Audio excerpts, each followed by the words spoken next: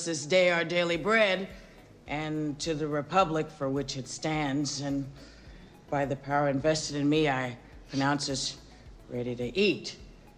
Amen. Remember when Disney released a summer comedy about a lounge singer hiding from the mob in a convent, and it somehow became one of the biggest hits of 1992? Sister Act stars Whoopi Goldberg as Dolores Van Cartier, a Reno lounge singer who witnesses her mobster boyfriend, played by Harvey Keitel, commit murder. Dolores does not choose to hide out in a convent. The detectives handling her case force the issue for her own safety, and she's not thrilled about it. Her new safe house is a struggling San Francisco convent where she clashes with a non-nonsense Mother Superior, played by Maggie Smith. Along the way, she transforms the tone-deaf choir into a monotone-infused sensation with scene-stealing help from Kathy Niemi as the endlessly enthusiastic Sister Mary Patrick and Winnie McKenna as the shy Sister Mary Robert. Today, we're diving into 15 weird facts about Sister Act. But before we get started, make sure to hit that like button and subscribe, you silly goose. It helps this channel reach more nostalgia fans who definitely own the Sister Act VHS and forgot to rewind 15. The role that got away, Bette Midler it. Now, let's get into the countdown with number 15. Bette Midler turned it down and immediately regretted it. Sister Act could have been a B. Midler movie if only B. Midler hadn't been terrified of a nun's habit. Back in 1987, screenwriter Paul Rudnick wrote the lead role specifically for Midler, naming the character Terry Van Cartier. Disney loved it. Jeffrey Katzenberg called her, but then called again and again. But Midler shut it down every time with the same excuse. My fans don't want to see me in a wimple. When she passed, Disney panicked and basically went speed dating across Hollywood. Madonna was considered. Cher was considered. Even Tracy Ullman was considered too. At one point, they were rewriting the script, so often it felt less like development and more like a casting roulette wheel that wouldn't stop spinning.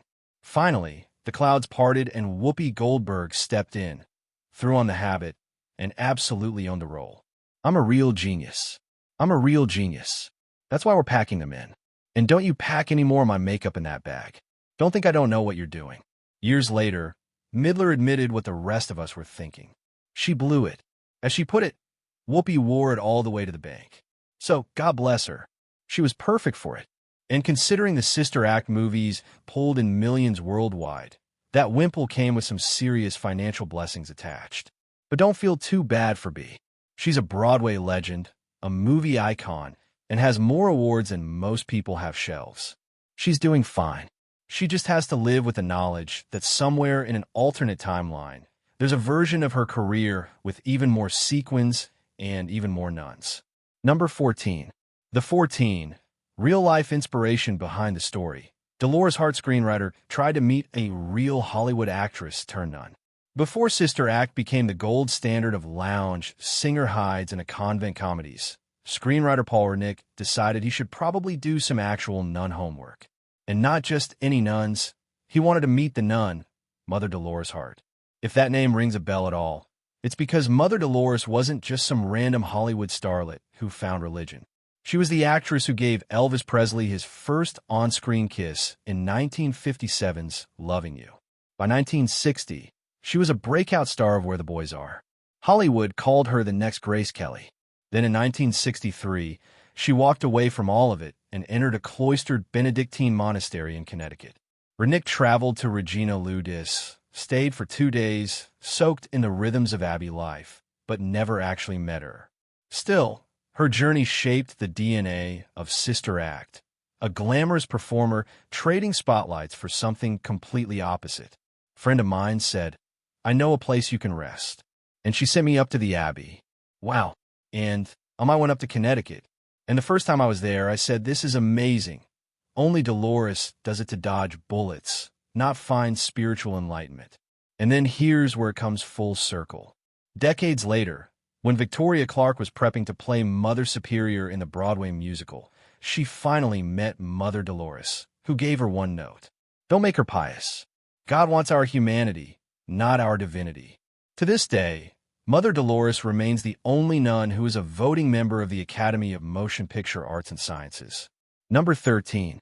They started 13, rewriting chaos behind the scenes. Carrie Fisher filming without a finished script, and Whoopi called in Princess Leia. Once Midler bailed and Whoopi Goldberg signed on, Disney hit the panic button and gave the writers 2 weeks, yes 2, to rewrite the whole movie around Whoopi's style. Shockingly, that wasn't enough time to transform A.B. Midler vehicle into a Whoopi Goldberg comedy. But the studio had a release date locked in, so filming started anyway, even though the script was still being written. Director Emile Ardolino later summed it up perfectly. It's problematic to be shooting out of order, and then suddenly you come to a scene that hasn't been written yet. It was pure chaos. At one point, multiple heavy hitters like Nancy Meyers and Robert Harling were all tagged teaming rewrites during production like some kind of comedy emergency room. And when the script started wobbling, Whoopi Goldberg didn't wait around for the studio to figure it out. She called in her own secret weapon, which was Carrie Fisher. Fisher came in as an uncredited script doctor to punch up Whoopi's dialogue and help wrangle the chaos behind the scenes. She wasn't just tweaking jokes. She was helping Dolores sound like a real person and like Whoopi instead of a character written for someone else 3 rewrites ago. So, why don't you just give me the key to my room? I'll lay low. You stay out of my face, I'll stay to your face, and I will commune my little black ass in that room. Can you handle that? She also became an unofficial diplomat on the production when tensions flared with Disney leadership. Meanwhile, the original writer, Paul Rudnick, things veered so far from his vision that he asked to be credited under a pseudonym, Joseph Howard. When a screenwriter voluntarily witness protects himself out of his own movie, things went sideways. Somehow, through patchwork papers and what had to be some kind of divine intervention, they pulled it off. Sister Act went from we'll figure out on set to one of the most beloved comedies of the decade. Number 12. How she found her character, Kathy Najimy 12. Kathy Najimy found her nun on Entertainment Tonight. Kathy Najimy wasn't totally sure how she was going to portray such a bubbly, cheerful nun until she happened to catch anchor Mary Hart on Entertainment Tonight. She described watching Hart deliver an aggressively upbeat compliment on air and immediately thinking, oh my God, that's my nun. And once you know that, Sister Mary Patrick makes perfect sense. Perfect mother, on behalf of all the sisters here at St. Catherine's. I'd like to offer a great big hi there and hello to Sister Mary Clarence. Hi. She's not just cheerful, she's a walking dopamine refill. Mother Superior is running the convent like a strict headmistress with Olympic-level side. And Mary Patrick is in the corner acting like choir rehearsal is the most thrilling event in recorded history. Part of why she pops is because Jimmy had already built a career on character work that felt specific, sharp, and committed. Say that girl is pure sunshine. She'll either grow up to be a nun or a stewardess. Coffee. Before Sister Act, she was well known in theater and comedy circles for the Kathy and M.O. show with M.O. Gaff, a sketch production that ran off Broadway and later became HBO specials. She'd already proven she could create big personalities without turning them into cartoons. And that's why Mary Patrick works. She's bubbly but grounded. She's joyful, but she's not dumb. She's the type of person who makes you laugh and annoys you at the exact same time, which is also how you know it's accurate.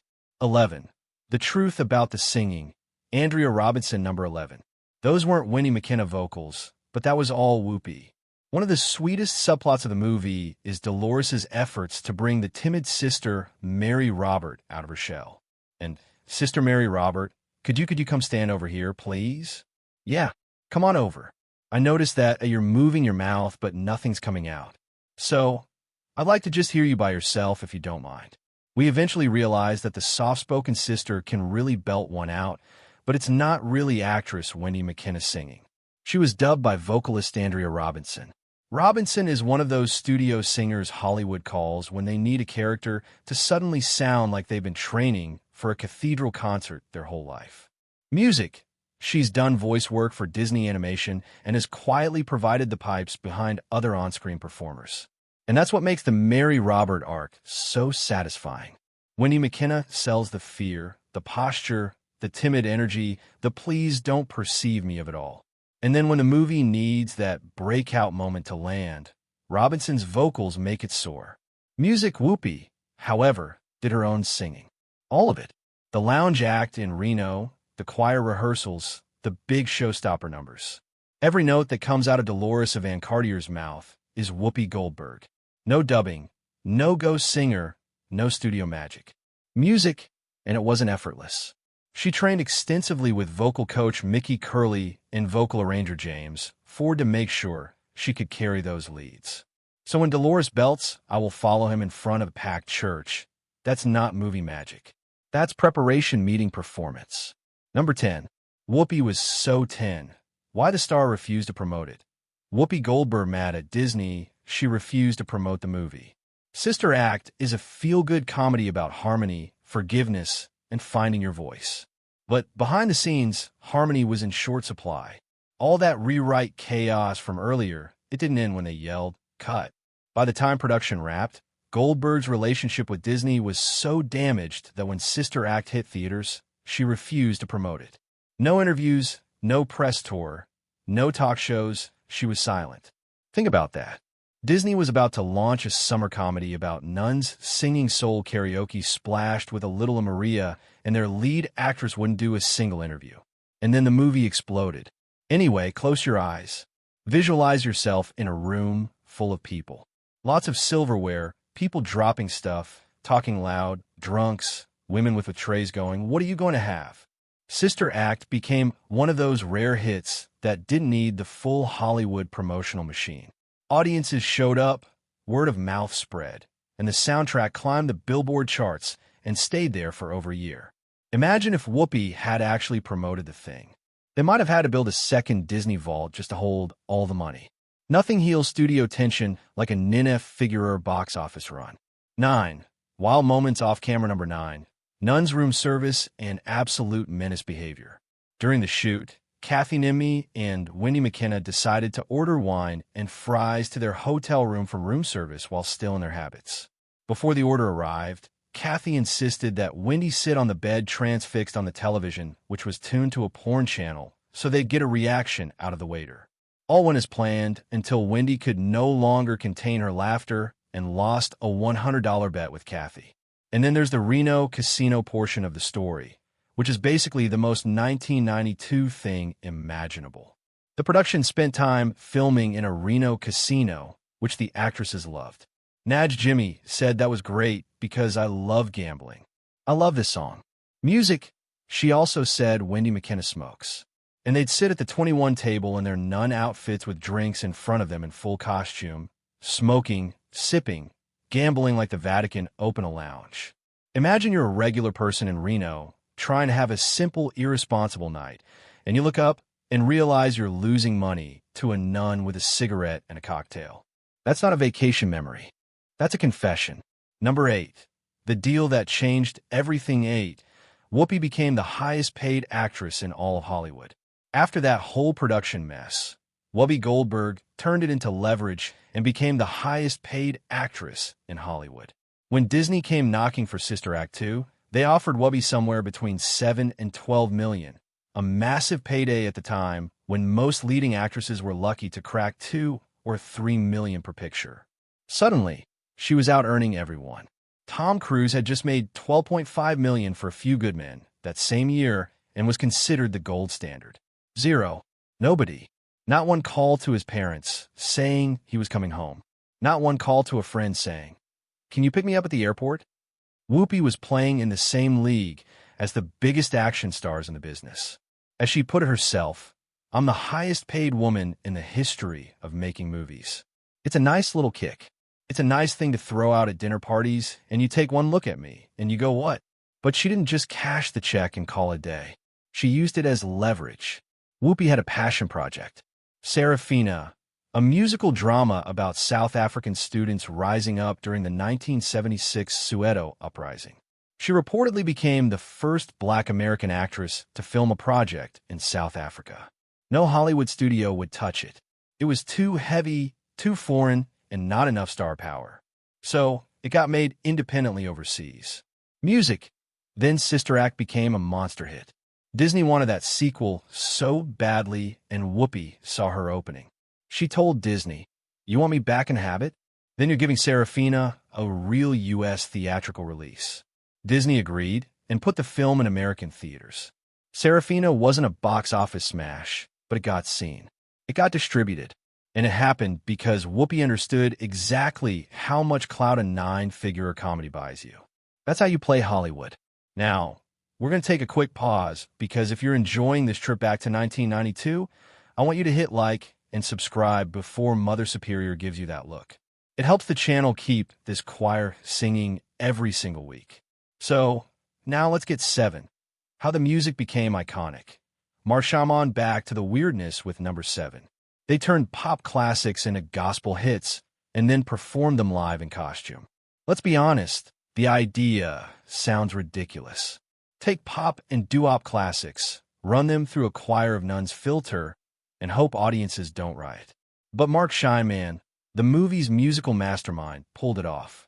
Scheinman had been arranging music for television and major artists before stepping into film scoring, and Sister Act let him flex every single skill he had.